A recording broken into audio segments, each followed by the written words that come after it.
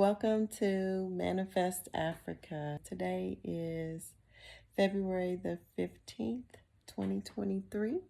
I remember because it was Valentine's Day yesterday, and then the day before that was actually my birthday. So I had my first birthday in Kigali. It was very uneventful. I did a little tourist shopping. I bought me a couple masks to take back for the house in the US.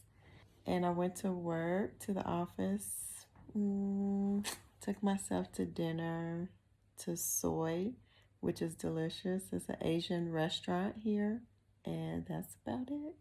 I'm just touching bases because I haven't made any videos. I've been so busy with my group members, just trying to get in a rhythm of editing and all of that. It's a lot.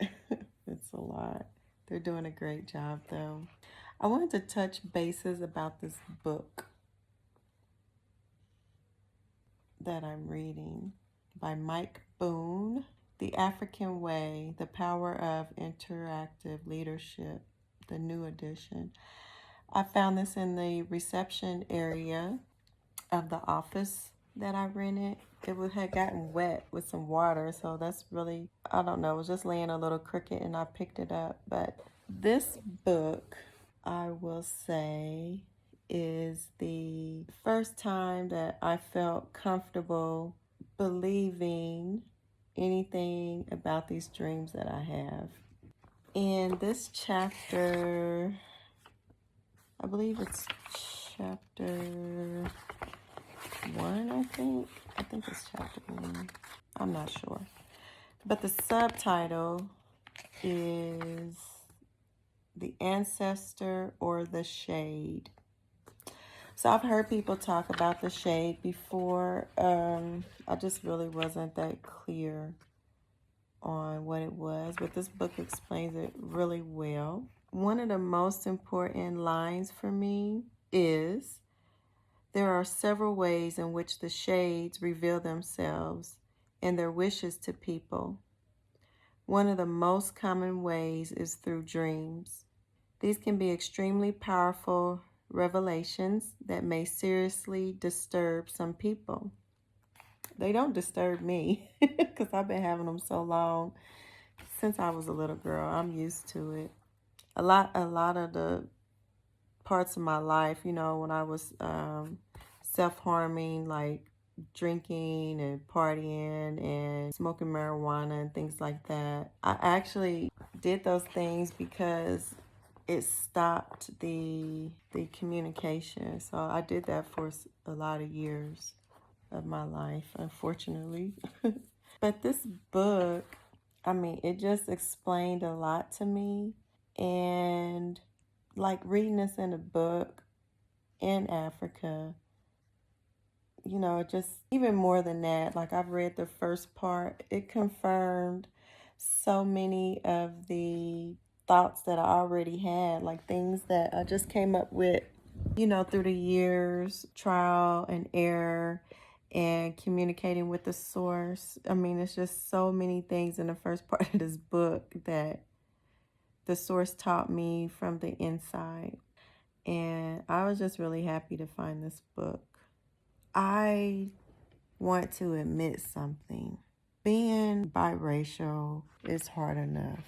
I came to the conclusion, I was telling my personal assistant one day last week or so, I came to the conclusion that tribes are just families. That's why there's thousands of tribes, because there's thousands of families. And I guess some families got larger and maybe had their own traditions. And it's just like every family, you know, families, you know, different families have different traditions, different things they do, different things they like to eat, you know, different traditions. But we're all still humans. We're all still humans first.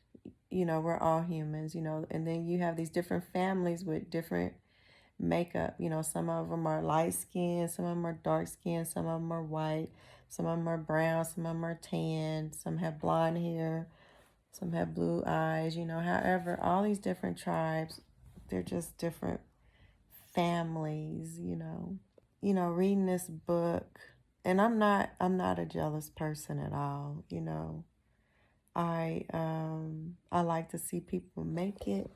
I like to see people succeed, but I just want to admit that there was this part in the book. He was talking about a wedding and how people in Africa honor the older people and the older man, and how they invite everyone to the weddings, unlike in the US where there's a list and you have to make the list to get to the wedding. He was talking about how in Africa, mostly everybody's invited to the wedding. You just bring a little something. And he was going on about the father and how the father was older and he couldn't dance, but he sat in his chair and he moved around in his chair, and how respected that was in that tribe. It was very respected. And it brings me to tears because not only because of the things I go through with my dad and how he was disrespected as the elder of his family. Because I can remember years ago, I can just remember one time him saying about how he felt like his siblings should have honored him more and respected him more as the elder of the family. I've never heard him talk about Africa or anything, but that's probably something that he felt from the inside that should have been. But in the US, all of our traditions were taken away. And when you're over here in Africa, like I said, I'm not a jealous person, but I wish that I had that. The sense of a tribe, the sense of belonging to a group of people. And even though it's still kind of like divisive, in a sense, it's still a little divisive because, I'm sitting here crying because everybody doesn't have that. And I know so many Black Americans, fundamentally Black Americans, they're calling them now, FBAs, that you try to do so much to hold your family together and to stay together through thick and thin, and it doesn't happen. For a lot of us, it just does not happen. It's like your family hurts you the most. So I will admit, I get a little jealous or envious or whatever. Like when you read about the camaraderie that Africans have, and, even in the US, like you go to their parties, it seems like they all stick together. And it seems like they stick together even more in the US. Like they're separated by tribes in Africa. And maybe they try to act that way, but when they come to the US, like they normally all get together and help each other. It seems like to me, Black Americans, a lot of us, we don't have that. I don't have it, and I don't know why. The only thing I could say is slavery. And then I tried to build that with my own children. I tried to build where we would all be together and want to be together. But the time I grew up, where, children was having babies, so the dogs are barking and howling. I don't know what it is, but it just seems like every night at a particular time, a few times a night, they all howl and bark. I haven't figured that out. But yeah, I do feel a sense of envy, maybe. I don't know. It's just like, I wish that I had a tribe. I wish I had a family that stuck together. But my family, like, My grandmother, she had, just like I did, she had what, one, two, three, four baby daddies.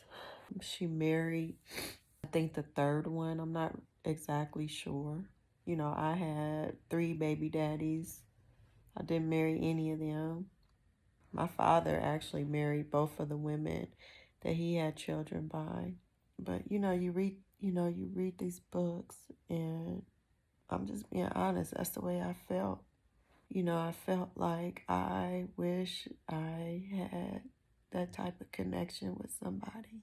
But it just seems like with me, every time you let somebody all the way in, they hurt you. So in the latter stages of my life, I've been focusing on my inner tribe because I do get a lot of communications through my dreams. And not always do they look familiar.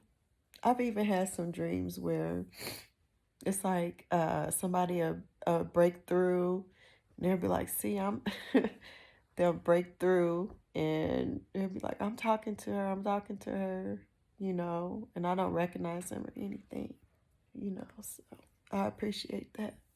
And I like to be a better mother, a better daughter, a better cousin, a better niece,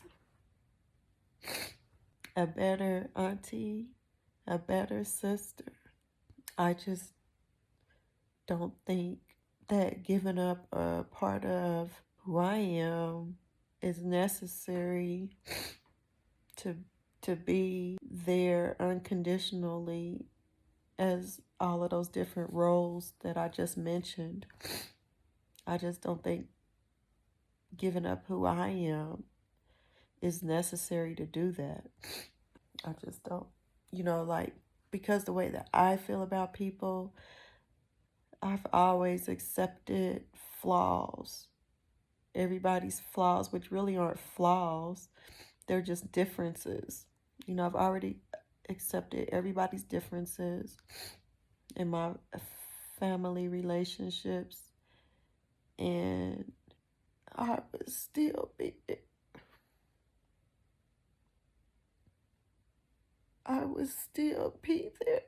for them, even though I know in my heart that they would not be there for me.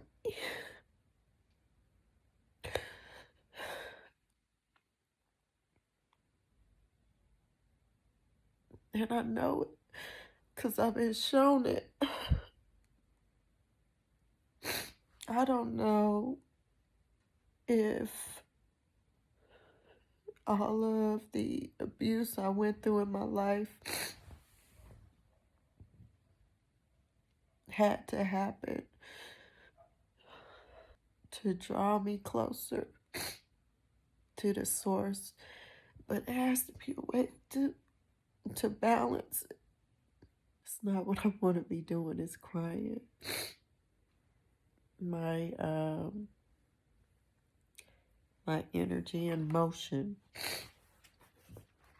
And there's even some things in this book,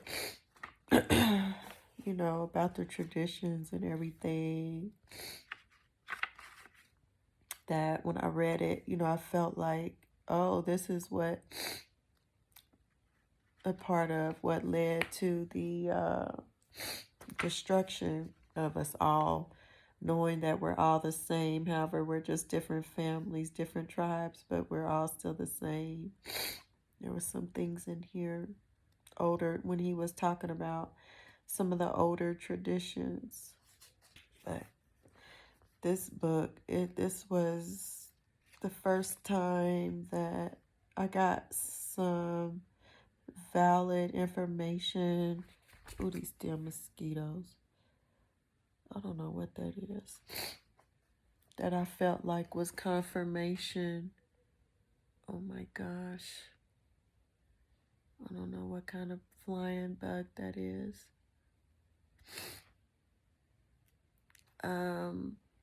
It's not a mosquito though. I hope not. I need to put my mosquito net over the bed. At any rate, I got bit up last night. I got like 6 bites. Anyway, I just wanted to touch on, that I do feel jealous, envious of not having traditions that date back. Like, we have traditions. Black Americans have a lot of traditions, but a lot of us don't have traditions that date way back, like Africans do. Like, they could say, like, this tradition came back from the ancestors, like, from way, way, way back, you know. And it's a beautiful thing. It's a beautiful thing. There are some things that aren't so beautiful about it, like the killing of the animals. That's unnecessary. But that's just what I wanted to talk about. The first part of this book is very powerful. I haven't finished the whole second part, but yeah, I am going to admit it. I will admit, I wish I had a tribe that dated back to my oldest dream that I've had. I wish I knew. I just wish I knew about those traditions.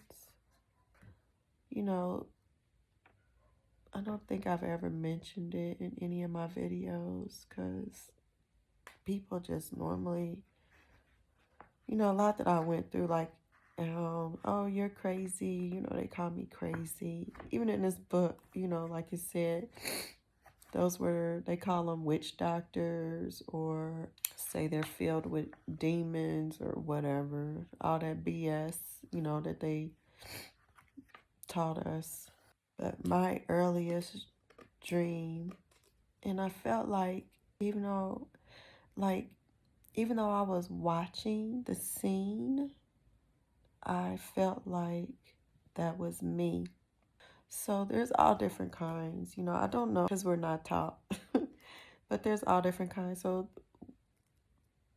one that I know was really, really old, like I had went way, way, way far back, seeing myself. It was it was like in Africa. It was very tribal. Actually, there were 2 women, one on each side, and we were doing like some type of ritual dance. There was a male laying in the middle, like it wasn't a table, but it looked like a table. There was a male laying in the middle, and the 2 women were doing like a ritual dance as they were taking turns procreating with the male. I would say that is the furthest. I apologize, I keep watching this flying thing. I would say that is the furthest that I think I've gone back, because it looked very, very, very primitive. Very primitive. The next one that I had that was primitive, it actually kind of scared me.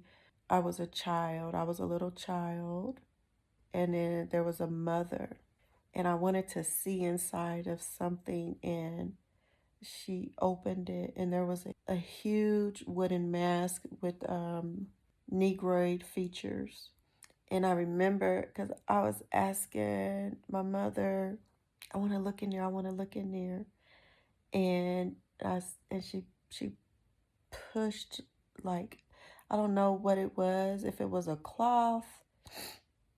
It was just like she pushed the darkness aside. I don't recall the material, and just inside there was the biggest mask. Like, the mask was like,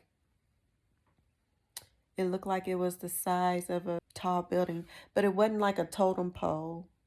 For some reason, I only saw that one mask, and it scared me, and I jumped back, and I woke up, actually, and it scared me. That's how I know that I was the child, because I wanted to see it, and it scared me. The next furthest dream that I could tell was far back. And I believe that time I was the mother talking to a child, and there was a huge, huge, beautiful tree with fruit and everything on it. And I was telling her, get the good fruit from the top, I believe it was. And it was a huge, beautiful tree. And when I say huge, I'm talking about a huge tree, like a big, big, big, big tree. I don't know how to explain it. Like the biggest building in New York size types of trees. And I just remember telling the child, don't get the spoiled ones, get the ones from the top, the fruit from the top. Those are the 3 dreams besides the Egypt dream. I did have an Egypt dream where there were like kings or pharaohs or whatever sitting on thrones in front, and they told me that if the door opens, then you're meant to be in there. And I actually, in the way that the door was real, real big, real, real tall, and the way that it swung open when I was in Egypt, I saw doors like that. How they made those types of doors, you know. So those are the 4 furthest back dreams that I've had. But that one with where we were dancing doing the ritual for procreation, that is the most primitive. I know that's the furthest back that I've been in my life. Well, not in my life, not this life, but that's the furthest back that the source has shown me. I had a future one. That one's kind of hard to explain. I mean, I can see it, but I can't explain it. And like I've said before in some videos, all my dreams aren't like, I don't feel like they're all my past life or a future life or or a different life, because sometimes I do dream current people that are in my human life right now. So I do have dreams like that. Like I said, I've also had dreams that have come true, hours later after me waking up. I haven't had that many of those though. I don't have that many of those. I've had dreams about people around me that are premonitions, things, not the exact same thing happened to them, but like something similar happened, like warning dreams. It's just well past time that you learn that human beings learn again the truth. And you look around these days, look around at all the destruction, the death, the things that happen. I don't know if it's happening more than it did in the past. And because of communication standards these days, we're able to find out about it, Because even like with the tornadoes, I had the weirdest dream one time. It was a tornado, and the tornadoes were coming, and in the dream they were saying they were using these tornadoes trying to come here. It was like the tornado is very destructive for us now. Tornadoes are very destructive. They tear things up. They can kill people.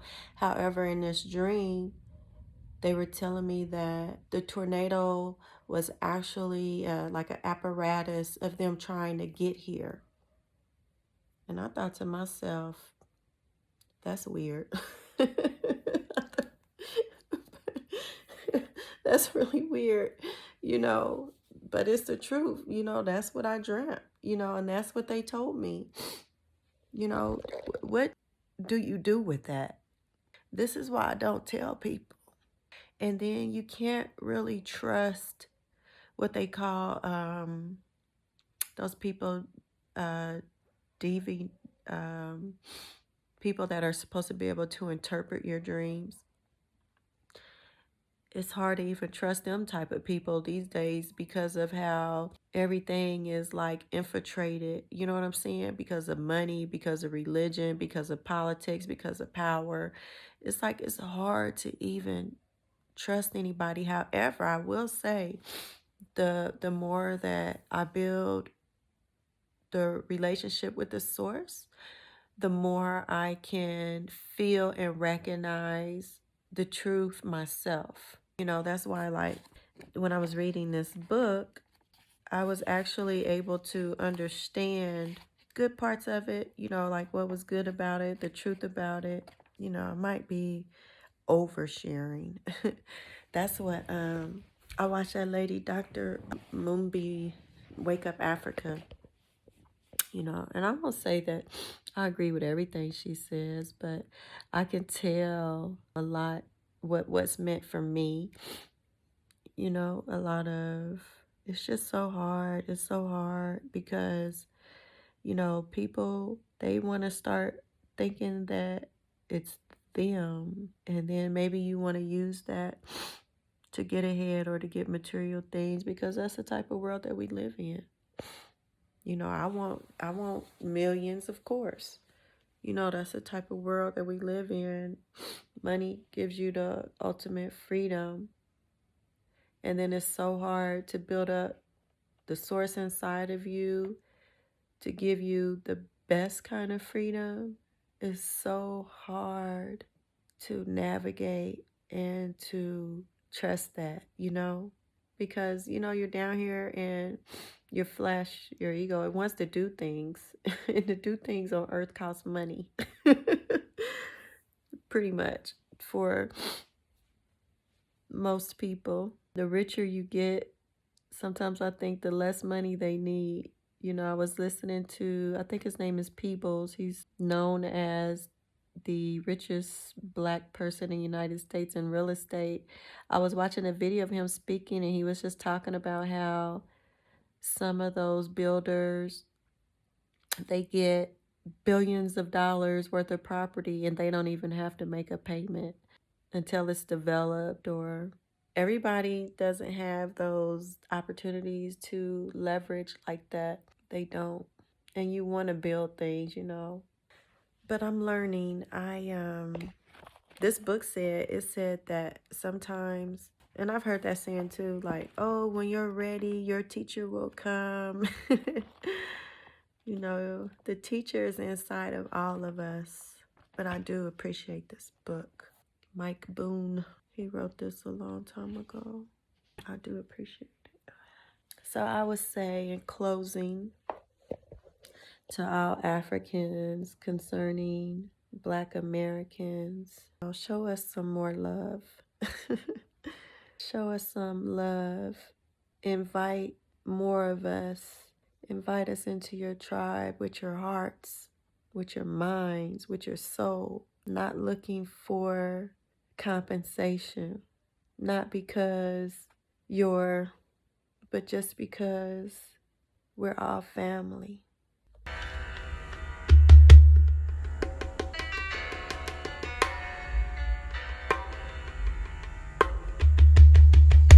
She came onto the country shores as if she were a 100-year storm. Most would heed the warning in time, take shelter, before even catching the enticing smell of the beautiful coming rain. A few godlike men, yet untamed by Mother Nature, would embrace the strong, somehow comforting change of winds. Allow themselves to take up the treasures revealed, left behind her impassioned path. Knowing her omnipresence is in the same nature of themselves, which called unto the storm.